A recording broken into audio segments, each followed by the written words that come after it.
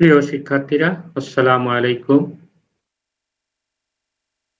তোমাদের সবাইকে তৃতীয় শুভেচ্ছা জানিয়ে আজকের ক্লাস শুরু করছি। আজকে তোমাদেরকে আমি বৃত্তি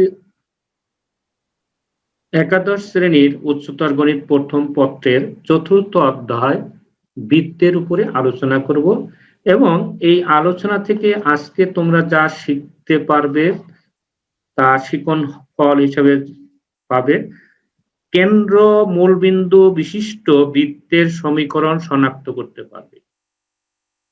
কেন্দ্র মূলবিন্দু বিশিষ্ট বৃত্ত অঙ্কন করতে পারবে এবং অক্ষদ্বয়ের সাথে ছেদবিন্দু নির্ণয় করতে পারবে। নির্দিষ্ট কেন্দ্র ও ব্যাসার্ধ বিশিষ্ট বৃত্তের সমীকরণ নির্ণয় করতে পারবে। তো প্রথমত লক্ষ্য করো যে মূলবিন্দুতে কেন্দ্র বিশিষ্ট বৃত্ত অঙ্কন ও প্রমিত সমীকরণ, অর্থাৎ কোন বৃত্তের কেন্দ্র মূলবিন্দুতে হলে তার প্রমিত বা আদর্শ সমীকরণ কেমন হবে সেটাই আমাদের আলোচ্য বিষয়। তো আমরা মনে করলাম যে মূলবিন্দুতে কেন্দ্র এবং বৃত্তের ব্যাসার্ধ হলো এ, তাহলে বৃত্তটার সমীকরণ আমরা কি পেতে পারি? লক্ষ্য করো যে এক্স প্রাইম ওয়াই প্রাইম এই দুটা উলম্ব রেখা পরস্পর ও বিন্দুতে ছেদ করলো, তাহলে এই ও হচ্ছে আমাদের স্থানাঙ্ক ব্যবস্থায় মূল বিন্দু, যার স্থানাঙ্ক হচ্ছে 0 0।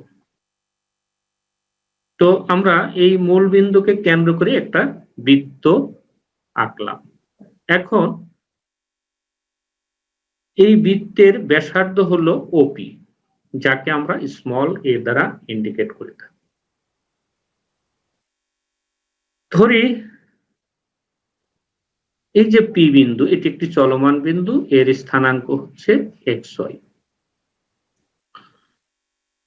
তো তাহলে আমরা কি পেলাম? বৃত্তের কেন্দ্র পেলাম মূলবিন্দু 0 0 এবং ব্যাসার্ধ ওপি ইকুয়াল টু এ, এবং এই পি যে কোনো একটা বিন্দু, এই পি বিন্দুর স্থানাঙ্ক হচ্ছে xy।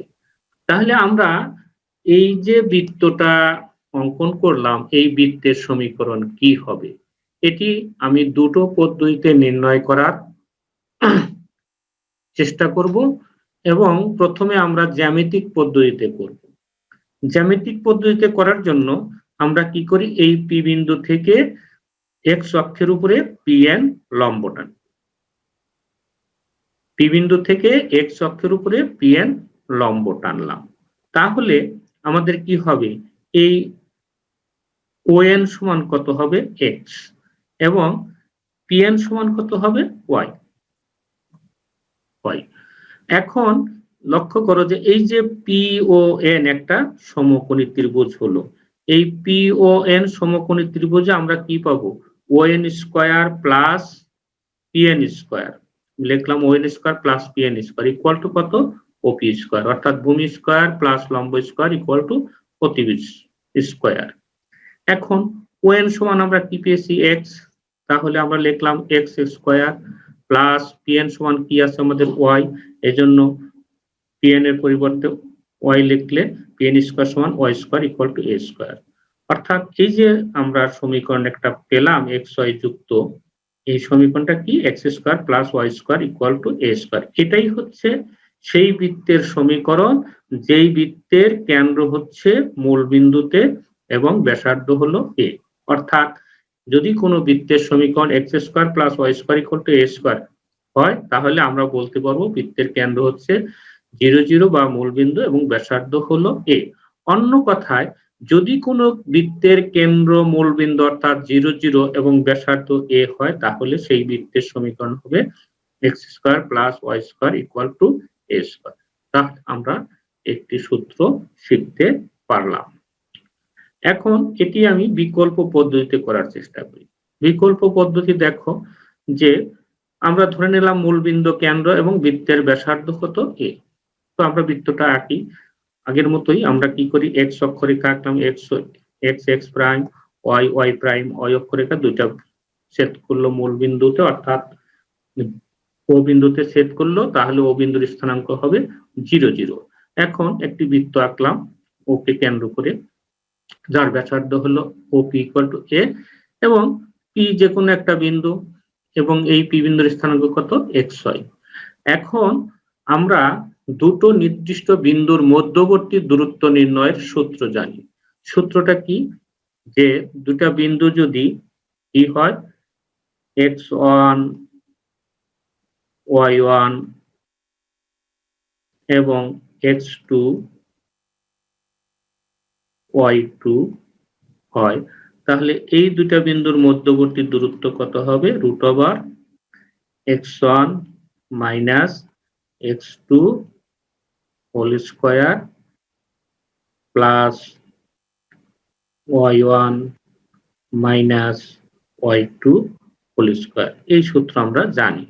তো এই সূত্রের মাধ্যমে তাহলে আমরা এই যে ওপি, পি এবং ও বিন্দুর মধ্যবর্তী দূরত্ব নির্ণয় করতে পারি কি, যেহেতু ওপি ইকুয়াল টু এ, তাহলে ওপি সমান আবার আমরা পাবো এই সূত্রের মাধ্যমে যে x minus 0 whole square, OP সমান x minus 0 whole square plus y minus 0 whole square equal to কি হচ্ছে আমাদের ও।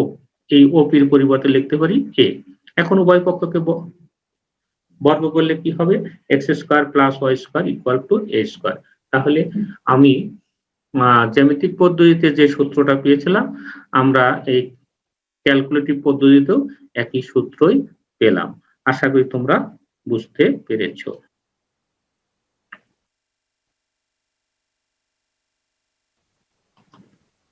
এখন এই সূত্রের আলোকে আমি তোমাদেরকে একটা অঙ্ক করে দিই। তার আগে আমি আরেকটি সূত্র করার চেষ্টা করি, সেটি হলো মূল বিন্দুতে কেন্দ্র বিশিষ্ট বৃত্তের অক্ষদ্বয়ের সাথে ছেদ বিন্দু নির্ণয় করো। অর্থাৎ এই যে বৃত্তটা, এটা হলো x অক্ষ, এটা হলো y অক্ষ, এটি হলো কেন্দ্র 0 0।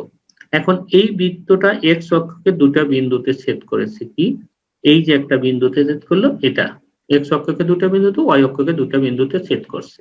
তাহলে x অক্ষের উপরে ছেদ বিন্দুর স্থানাঙ্ক কত হবে, y অক্ষের উপরে ছেদ বিন্দু কত হবে, সেটাই আমাদের আলোচ্য বিষয়। তো এখন লক্ষ্য করো যে আমাদের সমীকরণটা কি, যদি কোনো বৃত্তের কেন্দ্র 0 0 এবং ব্যাসার্ধ a হয়, তাহলে বৃত্তের সমীকরণ হচ্ছে x square plus y square equal to a square. এটিকে আমরা 1 নং সমীকরণ হিসাবে চিহ্নিত করলাম।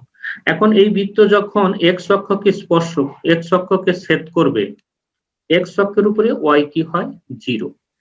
যেহেতু এই যে এখানে a বিন্দুতে এটা যদি a হয়, তাহলে a বিন্দুতে কি হবে, y এর মান হবে 0। x এর মান কত, তাহলে 1 নাম্বার সমীকরণে যদি আমরা y ইকুয়াল টু 0 বসাই, তাহলে কি হবে, x square equal to a। তাহলে x ইকুয়াল টু কত, প্লাস মাইনাস a। অর্থাৎ এখানে একটা বিন্দু পাবো আমরা a0, আর একটা বিন্দু এখানে হবে 0 b।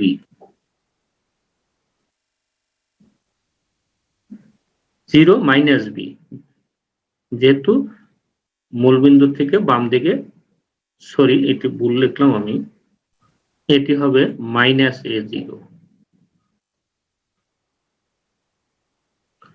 আবার যখন y অক্ষকে ছেদ করবে, y অক্ষকে যদি আমাদের কি হয়, b এবং b প্রাইম বিন্দুতে ছেদ করে, তাহলে এটাকে আমরা বলছিলাম যে x অক্ষকে a এবং a প্রাইম বিন্দুতে ছেদ করলো, y অক্ষকে b ও b প্রাইম বিন্দুতে ছেদ করলো।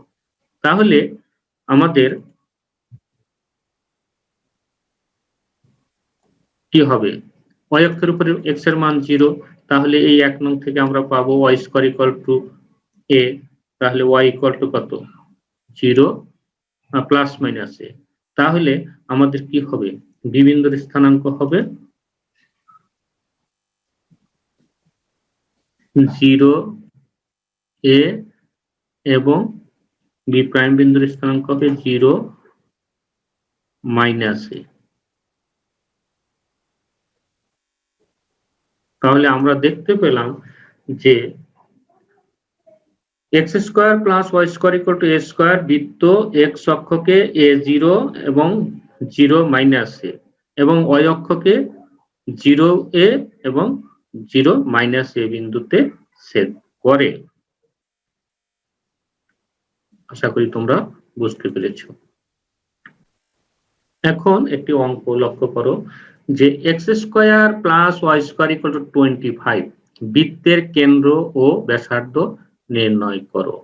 তো সমাধান, প্রদত্ত বৃত্তের সমীকরণ লিখলাম কি X square plus Y square equal to 25। তো এখান থেকে আমরা পাই কি X square plus Y square equal to 5 square. তাহলে এটি কেমন সমীকরণ? যা X square plus Y square equal to A square আকারের সমীকরণ। তো X square plus Y square equal to A square আকারের সমীকরণে বৃত্তের কেন্দ্র হয় কত? মূল বিন্দু বা 0 0 এবং ব্যাসার্ধ হয় কত? a। তাহলে এই সমীকরণের সাথে এই সমীকরণকে তুলনা করলে আমরা লিখতে পারি, দেখো এই চিত্র হবে যে কেন্দ্র হবে 0 0, তখন ব্যাসার্ধ হয়ে যাবে কত? 5। তো লিখলাম প্রদত্ত বৃত্তের কেন্দ্র 0 0 এবং ব্যাসার্ধ 5। এরপরে নির্দিষ্ট কেন্দ্র ও ব্যাসার্ধ বিশিষ্ট বৃত্তের সমীকরণ নির্ণয়। তো মনে করো এই যে X X prime Y Y prime এরা পরস্পর ও বিন্দুতে ছেদ করলো, তাহলে ও হলো মূল বিন্দু। এখন একটা বৃত্ত আঁকলাম, এই বৃত্তটা যার কেন্দ্র হলো কত? এটি, স্থানাঙ্ক হচ্ছে সিএইচ এইচ কে। বৃত্তটার কেন্দ্র হলো এইচ কে। এখানে কেটা ক্যাপিটাল লেটার হয়ে গেছে, তোমরা স্মল লেটার লিখবা যে কেন্দ্র হচ্ছে সিএইচ কে। এটি একটি নির্দিষ্ট বিন্দু এবং এই নির্দিষ্ট তাহলে কেন্দ্র হয়ে গেল। এখন এই বৃত্তের ব্যাসার্ধ হলো ওপি। তো ওপি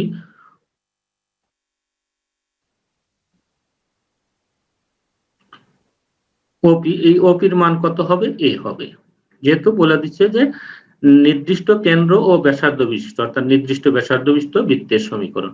তো আমাদের এখানে বৃত্তের কেন্দ্র হচ্ছে নির্দিষ্ট বিন্দু সিএইচ কে এবং ব্যাসার্ধ হলো এ। এখন এই বৃত্তের উপরে পি একটা বিন্দু নিলাম, যার স্থানাঙ্ক কত?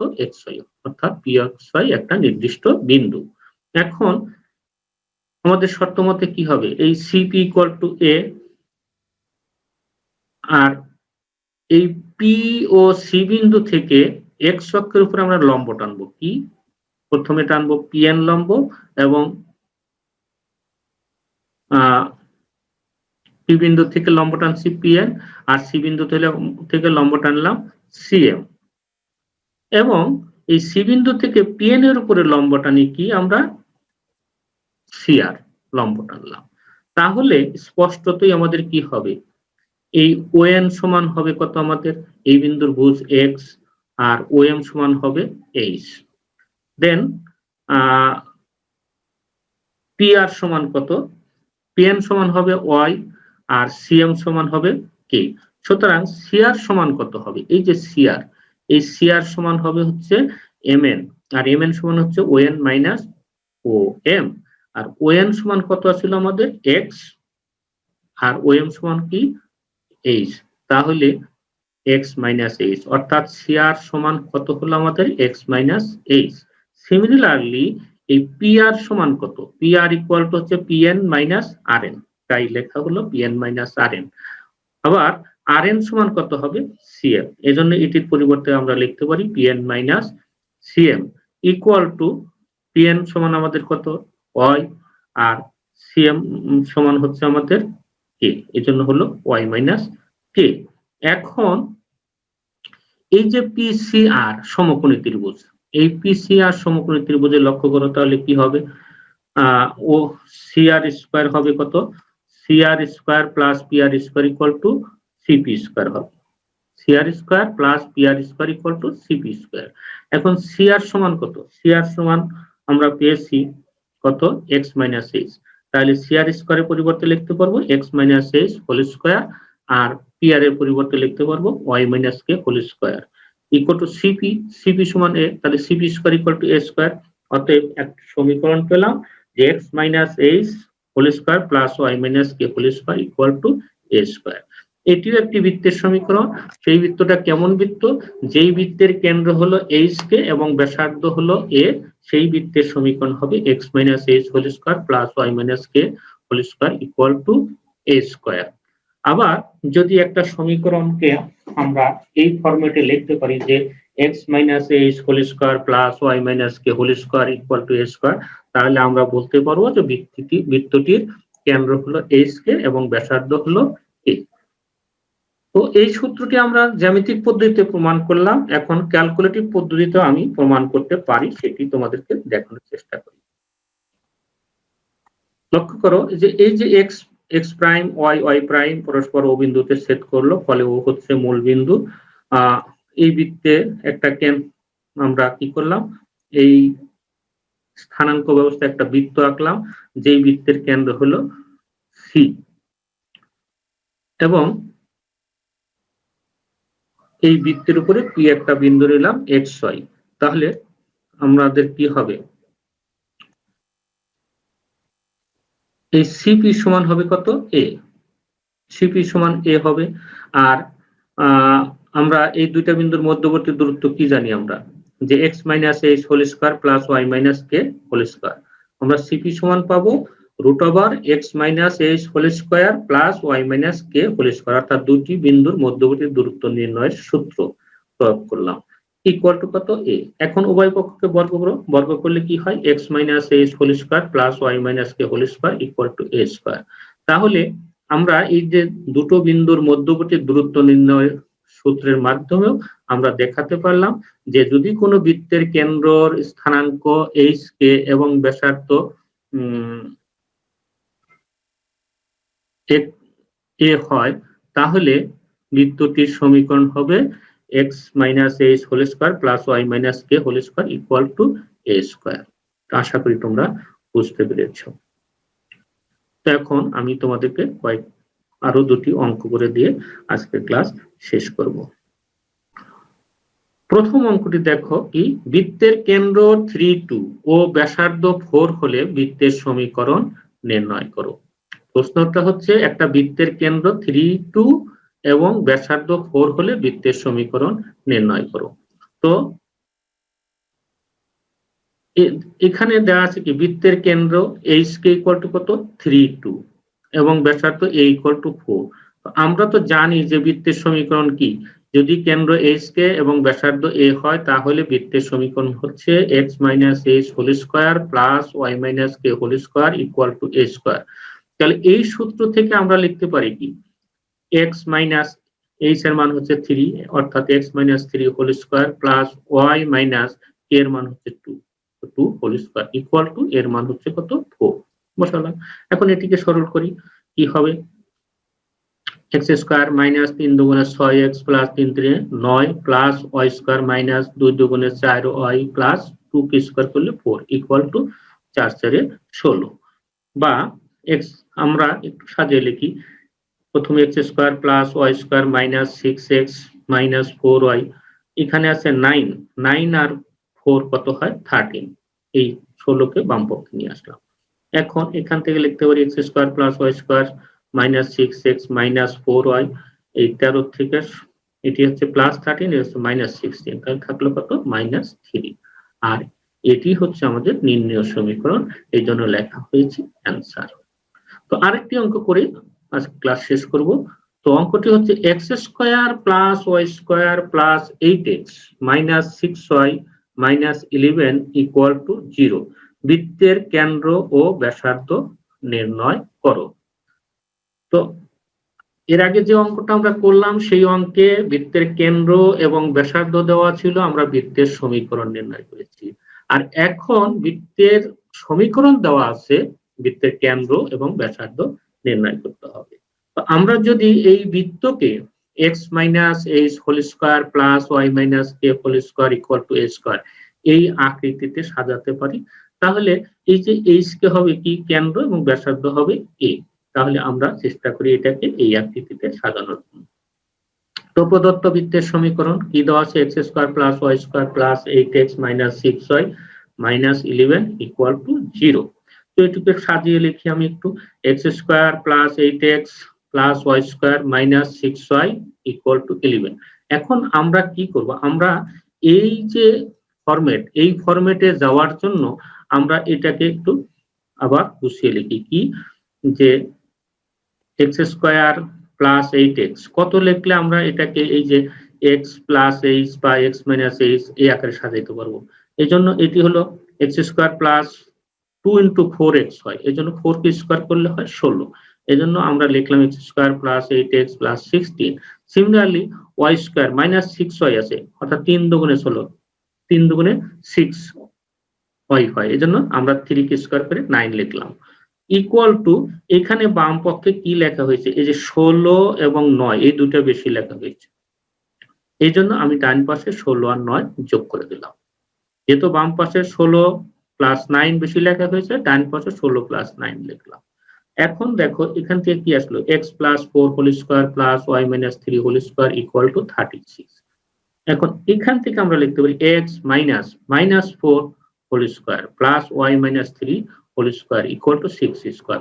তাহলে এখন এই সমীকরণটাকে আমরা এই সমীকরণের সাথে তুলনা করতে পারি।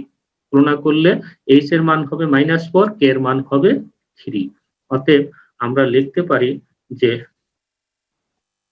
সুতরাং প্রদত্ত বৃত্তের কেন্দ্র -4 3 ও ব্যাসার্ধ কত 6। আশা করি তোমরা বুঝতে পেরেছো। তো তোমাদের সবাইকে আবারও ধন্যবাদ জানিয়ে আজকের ক্লাস শেষ করছি।